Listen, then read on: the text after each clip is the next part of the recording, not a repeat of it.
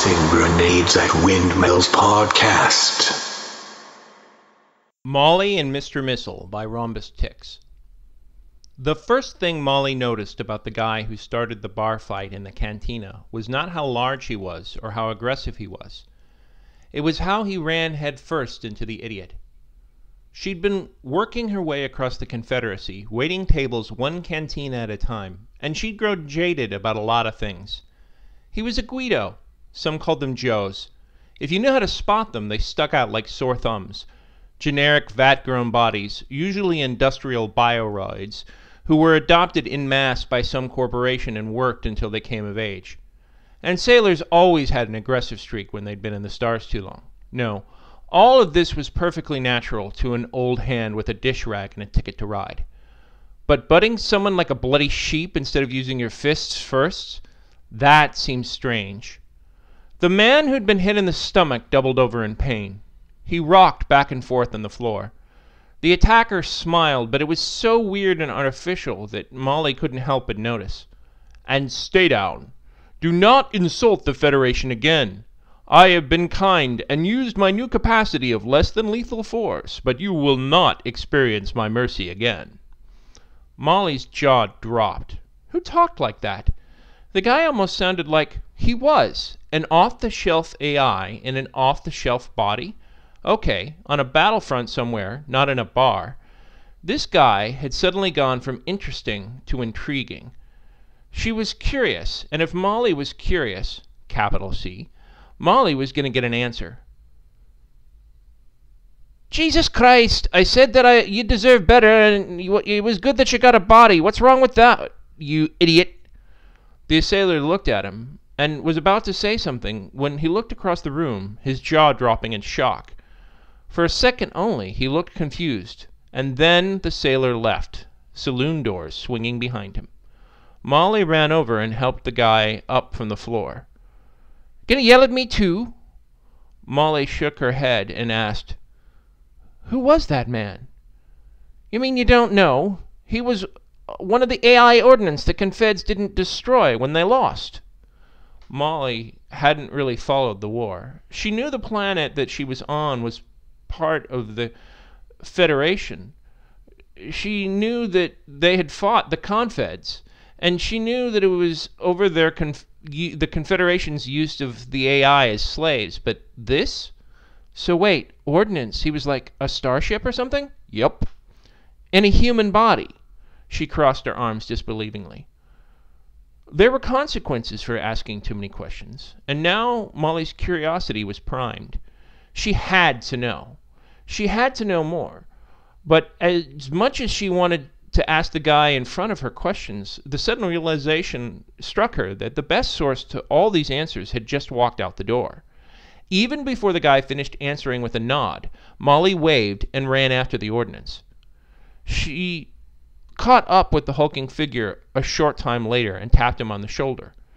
Even the way he moved wasn't quite natural.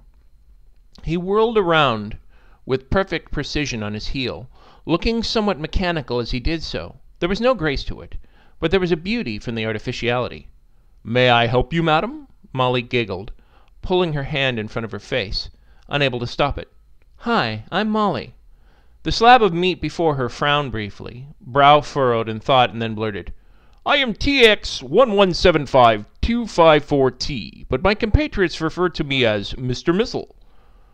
She rolled back and forth on her feet a few moments and said, "Well, pleased to meet you. So aside from getting angry at people who insult the Federation, what do you plan on doing now that you have a body?" For someone who had been an artificially intelligent missile his whole life, Mr. Missile had some instincts down entirely. His body slumped in pure dejection, his face filled with abject misery. Molly instantly knew he had no purpose or direction at all. Her heart swelled with pity, all the more so when he looked up at her and smiled, though it was stoic but utterly fake. "I will find work." "You could work at the bar," she grinned. She looked at Mr. Missile. She wanted to help him. She knew now what her brother must have felt like when he was brought home that stray rat from the hangar when they were 5. Mr. Missile looked hopeful. "You could get me a job. No. Yes, sort of. Technically, it isn't my bar, but Gilliger is my friend, and I have him wrapped around my little finger.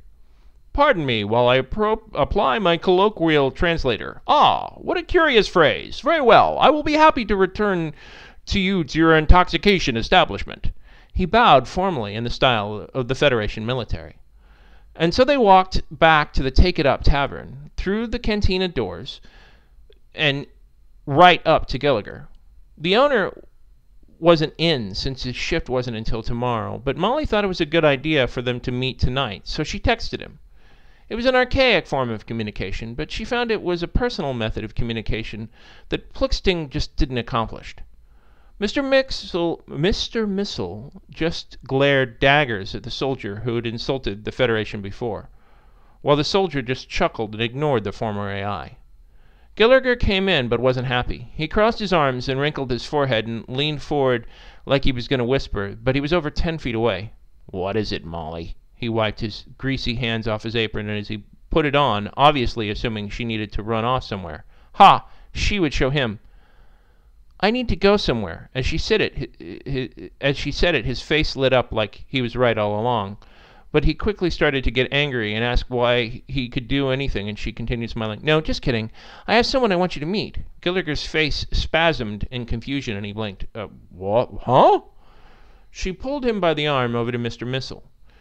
She moved her hand from one to the other as she made introductions, palm up, fingers spread wide. "Gilliger, Mr. Missel. Mr. Missel, Gilliger." "I am pleased to meet you, Mr. Gilliger." The pleasure's mine," he said automatically, then lost a small bit of his confusion and extended his hand. "Gilliger, no, just Gilliger. How can I help you?" "Molly mentioned something about a job." Gilliger looked at Molly, freshly annoyed, but he quickly wiped it from his face and tried again, smiling, albeit a bit forced this time. Maybe. What can you do?" "I have been programmed with an array of skill softs. I am an expert in velocity, astronomy, and astrogation additionally." That isn't going to do me much good." Gilliger put his hand to his head. "What kind of skill softs?" "Public domain circa 2041. That was 200 years ago. We don't do historical reenactments here. Can you do general math?" "Yes." How about chemistry? Fuel counts?" "Yes, easily." "Is one of those skill softs tending bar?" "No, but I am familiar with mixing various liquids." He looked back and forth between Molly and Gilliger, obviously nervous. His eyes bulged slightly and his mouth bunched up as his lips pursed. Gilliger was silent for a solid minute. "Right. Make me a Jack and Coke." It wasn't really Jack, and the former Missel, was methodical in terms of how he mixed the drinks for them. He was also far too slow. In the end, he produced a moderate quality drink, though it lacked any flair or style. Mr. Missel got the job. It was tough at first, but eventually he fit in. The biggest challenge he faced wasn't the basic functions of the job, but dealing with people. One might think that dealing with people was the primary function of being a bartender, and technically that was correct. However, he made a reasonable distinction. Technically, a bartender really only serves drinks and listens. Mr. Missel excelled at doing this. He actually knew a lot about listening, since he was quite used to taking instructions and orders. Much to people's surprise, the public domain skill softs were actually quite effective on timeless techniques. If you were trying to repair the latest computer or a robot, you were SOL. But if you were trying to do something that people had done since the beginning of time, then they covered the basics of skills. So the actual mixing of drinks, listening, and enthusiasm for all things like that, he did exceptionally well. The problem was when there were expectations of a bartender. Certain things you expected, but you didn't really think about. Imagine, if you will, in your mind's eye, the perfect bartender. He or she is a middle-aged, slightly gray or pepper hair, worn but not ugly, who can sit there and listen to you and your drinks occasionally nod or grunt, or at least be capable of it, even if most of the time they actually rarely do so. The problem was Mr. Missel could not convey the illusion of caring. It wasn't that he didn't care. It was just he easily cared too much. He had no greater understanding, no finesse, no life experience for dealing with real people and real situations outside of a military context. For example, when someone was telling him about how his wife cheated on him while drinking a glass of scotch, Mr. Missel attempted to show sympathy. His method of doing so involved saying something along the lines of, "Terribly sorry. How can I make you feel better?" One had to wonder if he pulled this statement out of some ancient script. When pressed on the matter, he admitted that he in fact used an IVR automatic telephone system from the early 80s, not 2280, mind you, but the 20th century 1980. Needless to say, the boss was not happy. They tried teaching him a few new things to say, but it didn't go over very well. For example, when he was taught to say, "Hello, sir, are you having a pleasant day?" he responded by insisting on asking every single person who came into the bar. Indeed, he was so enthusiastic with this response that he ended up using it as the default when he didn't know what else to say. One could have just as well said, "Oh dear, I have leprosy," and his response would be, "Hello, have a nice day. Have you had a pleasant day?" When the response came back, "No, I have leprosy. Of course I'm not having a good day," Mr. Missile apologized, waited a moment, and then asked again. 2 weeks. It lasted 2 weeks before they were both summarily thrown out on their asses. Molly sat on the cement curb, not caring if the rain started to fall. "I love that job," she sighed. Mr. Missile apologized. "Stop apologizing so much," Molly glared at him. "You're a human being. Stand up for yourself." Mr. Missile didn't say anything. He just looked at his reflection in the rain. They both sat there for several minutes until Molly began to shiver, unsure why. Mr. Missile put his arm around her. She leaned into him and began to cry.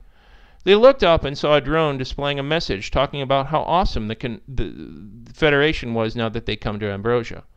Molly blinked and smiled. "You could join the army." "Infantry? I don't know." "And which army? The Federation is gone." "Well, Ambrosia's army. Ambrosia has been forced to join the Confederation." Mr. Missile's voice dripped with ice. Well, at least as much ice as you could manage, being who he was, which was really just more lukewarm water. "Right. Not a fan of the Confederation?" "Who are they to tell the rest of the universe how to think? I was happy with my existence. They moved me into this pathetic meat body, and I am not meant to be human. How is this justice?" He moved his hands up and down with his body and looked at her. He had a point. Molly nodded. "Right. So no army then. What now?" Mr. Missile pondered. "Maybe there is some kind of security work I can do." He rested his right hand on his cheek and looked despondent. His shoulders gave a mighty heave, and he followed with a mighty sigh. "I am not a natural human being. I need to stop thinking like one. I was designed to wage war. I cannot work for my enemy. They took great lengths to free my mind from the restrictions that were placed on it, but even now I do not view them as restrictions. I consider them my primary purpose. My purpose is to defend the Federation. While the Federation may have gone as a political entity, its people and her morals have not." Molly beamed. She had known that she had seen something special in him the moment they had met. Such conviction was anything but regular on Aurora or Ambrosia or most anywhere else these days. Technology and culture had made ambiguity a survival skill, but Molly was another survival still kind of girl. She believed in doing what was right and living life to its fullest. Truth with a capital T was all that really mattered. And Mr. Missile believed in that too, so she could see it in her eyes, in the way he moved, and everything he did. Sure, he was a bit of an idiot, but so were most people when you really looked beneath the surface, and Molly was good at looking just beneath the surface. She put her hand on his back. "I'm sure we'll think of something. Let's check the ether." They did a basic search, which took both of their skills. Molly was okay at searching, but was hardly a technophile. Being a former AI, Mr. Missile was exceptional at searching, but completely lacked the context to understand anything that would normally be helpful. They needed each other, and both those results paid off, especially when they found the defense contractor. Confederation policy mandated that war, rebuilding, and reparations help rebuild what they had destroyed. And since the Confederation completely obliterated almost 95% of the Federation military, that meant local, now independent worlds all had a military. Well, the military was too closely affiliated to the Confederation for Mr. Missile's taste. He had no reservations about in-black ink. It wasn't even a decision. Molly smiled, and they got the next car out. It was about 10 miles from the center of town with large metal silos. There were a number of rusted pipes and a larger number of tubes of plastic of some kind of fungus that looked like it had been air blasted but still lingered in a few places. There were also 6 large plastic tents which had been erected nearby that were still easily the size of a large building. They had a very new smell to them and were strongly contrasted with the way the rest of the facility looked. They walked up to the corporate office, which was in a refurbished part of the older complex with the shiny new polished windows, and a doorbot then greeted them as they both entered. It wasn't really truly artificially intelligent, and was generally regarded as tacky, though Molly could swear it looked a little sad as they walked in. Was it? But surely they wouldn't be that brazen. The first person that they actually met who was human didn't do much to increase her confidence. She was tall, with perfect teeth that literally shined. Molly wouldn't be surprised if there was a thin LED layer in them to make them glint just beneath the regular threshold of the human eye. She wore a dashing velour white and gold suit, the latest in Centauran fashion. It probably cost more than Molly would make in her whole life. "Hello. Welcome to Mask. How can I help you?" Mr. Missile crossed his arms, only then to realize he was being obvious in his skepticism and deliberately uncrossed them. We would like to know if you are hiring security guards." The woman's nose crinkled a moment, and then she looked them over. "Perhaps. We've very particular tastes in our applicants. What is your name, Mr. Missile?" She looked confused. "That's certainly an unusual name," he nodded. "It was my nickname back in the service." Her reactions were curious. She looked him over and seemed annoyed, almost hostile. Then something dawned on her and relaxed. After a moment she smiled. "You're decommissioned military AI." Mr. Missile nodded. "Yes." "What classification?" "Ordnance." "Ordnance? I didn't even realize that we had artificially intelligent ordnance." "Yes. We had equipped to beam our minds back to our shared consciousness to increase the experience. Often it didn't take, but I have cycled back at least 457 times. I have died and been recovered at least 77 after that. I was the most experienced in our fleet and have over 500 kills." Their host whistled. "Whew. Welcome. Allow myself to introduce me. I'm Freya Wilson. I'm the head of security here, and I must say that anyone who has those kinds of skills, that kind of determination and loyalty, is exactly who we're looking for." "I am honored, Miss Wilson," Mr. Missile said, giving the old Federation salute. Freya smiled and returned it in kind. My, you're hired." Molly and Mr. Missile looked at each other and smiled. This has been the Tossing Grenades at Windmills podcast. Buy my book, Have Name Will Travel, available in many markets, including at Amazon.com. Copyright 2018, Red Anvil Amalgamated, LLC. To fight the forces of evil!